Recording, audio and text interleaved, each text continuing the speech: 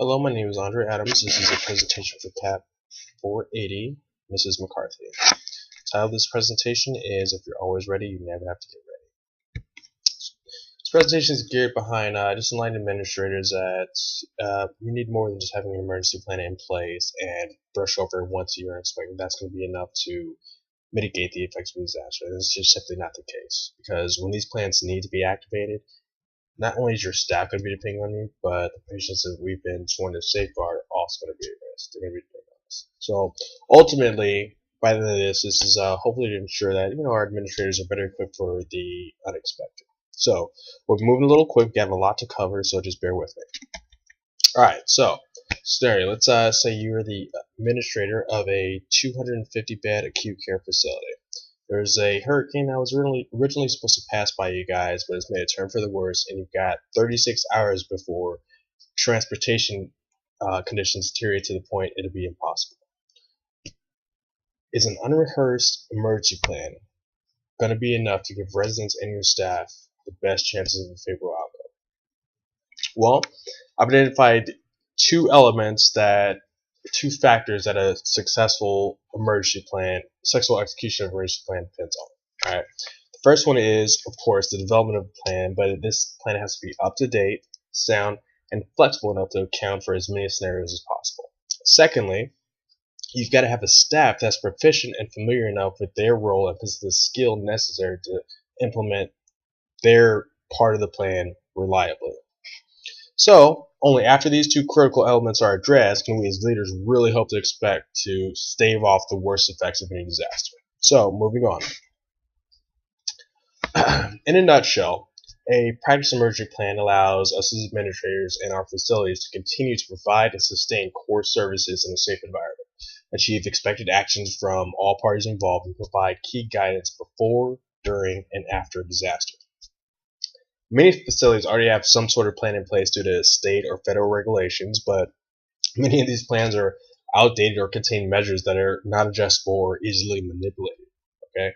Fortunately, there are a number of resources available provided by the government and third-party agencies that can aid in the development and updating of an existing plan.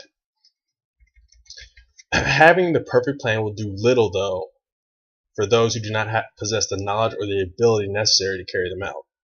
Site managers need to design remedial courses and exercises, as well as parameters necessary for measuring performance. So, how do we as leaders accomplish this? Okay. Well, essential planning and its significant impact on results begins with keeping a plan that is up to date, and this begins with collaboration. All right. This is not merely just collaboration with emergency services and such. All right. But collaboration with other facilities in the area. One fallacy of emergency planning is believing that simply because our own facility is prepared, others will be equally so, or that events won't require more dramatic measures like evacuation. A sound plan will accommodate even this volatile occurrence, as we can quickly find our own facility being the primary source of care or refuge for these patients in the event of an evacuation. Pardon me. Our plans must be scalable to match the magnitude of the disaster, or at least have measures in place to mitigate these effects while maintaining a level of care for our own patients. All right. Take Hurricane Sandy, for example. Slammed into the Jersey Shore a few years back. Most hospitals were prepared to handle an influx of patients and some kind of short-term power loss. All right. Fact is that this was nearly just like a repeat of the 2005 incident with Katrina that unfolded, I don't know, it was back in 2005. That really made what happened in New Jersey even more deplorable.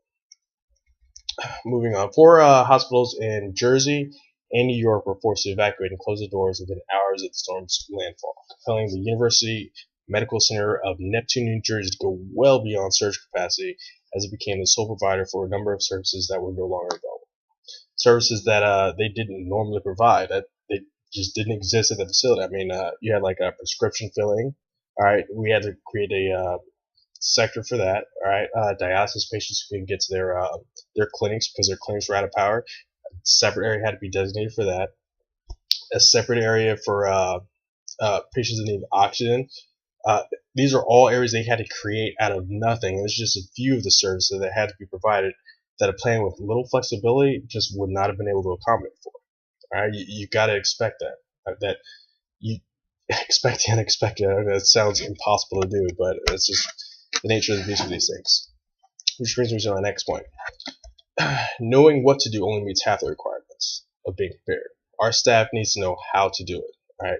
So let's say we have a great plan created by a third party that exceeds state and local expectations.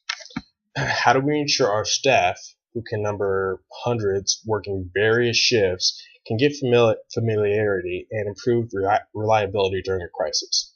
While it will require some delegation and some training of their own, department managers can facilitate the process of educating their teams. A few examples are, you got seminars and orientations. They're great, but they're primarily geared toward dispensing information, answering questions, and presenting ideas. Workshops are ideal for training your upper and middle managers because the size is generally pretty small, and these people possess the authority necessary to implement the resulting plans and procedures that come from these workshops. These are just a few of the tools you have at your disposal, and that can increase staff efficiency. I mean, you have tabletop exercises. All right, these are designed to evaluate current procedures and policies for utility based on the scenario that you're working with. You have decision-making games, much like those used in the military. Participants make a series of decisions that influence the outcome of a scenario, and drills all help create cohesiveness between plan and your workforce. As Katrina showed us in 2005, emergency plans are there as tools for guidance when uncertainty looms. All right, and the chaos that ensued when she reached our borders, hospitals found themselves short-staffed, working in adverse conditions, long hours, 100-degree weather. It was just miserable. All right, they had to do. I mean, you had moving patients up and down staircases just to get them wide because you can use elevators. It was pretty intense. Surgeries moving before flashlights, toilets backed up. You name it. If it could go wrong, it did go wrong. You was having a ball. When staff did get a chance to get some functional use out of communication systems, it was later discovered that none of them knew who they were supposed to contact. I mean, even a trained staff, it can be expected, even a trained staff that the conditions that a disaster creates that you can find in memory failing. It happens all the time. I mean, even in the military. We drilled and drilled and drilled, but I mean, when it hits the fan, it hits the fan, and sometimes you just don't have your wits about you. But in these scenarios, they may not know the information, but with a properly designed emergency plan, they'll know where to get the information they need or where to look for it. That contact list is who we're supposed to contact. Is that hierarchy of who we're supposed to get to contact. That's why everyone needs to know how to use a plan, not just what they're supposed to do. Concluding my soapbox rants. Soapbox rant. Yes. Alright, so as I mentioned before, in the beginning of this presentation, emergency plans are important. They are important. And all of us seeking the future serving our patients should understand their utility. Alright? Currency, flexibility, and reliability all need to be calculated annually before these disasters take place. Alright? Staff familiarity with the plan, use of the plan, and its execution are paramount for the success of any plan, even a perfect plan. Alright? They've got to know how to use it all the time. Where to look. They just need to know these facts. Our duty is to lead, and that is hardly one done without proper foresight or vision. Alright, that's what a leader is. Don't be comfortable with just simply having a plan. Have one that works. Have one that works, and have a team that knows how to act even in your absence. Because when disasters do strike, they're really choosy with whom they claim. Your team needs to be able to function without you there. Everyone needs to know how to use it. That concludes my presentations. I'm Andre Adams. Thank you for listening.